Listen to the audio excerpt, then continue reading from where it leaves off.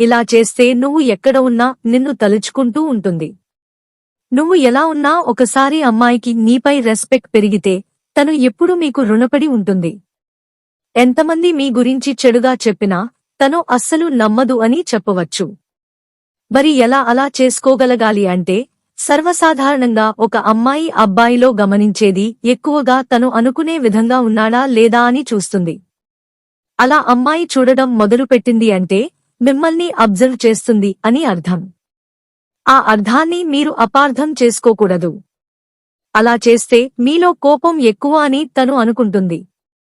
కాస్త ఆలోచించండి. ఇలా చేస్తే నువ్వు ఎక్కడ ఉన్న అమ్మాయి మిమ్మల్ని చూస్తూ ఉంటుంది.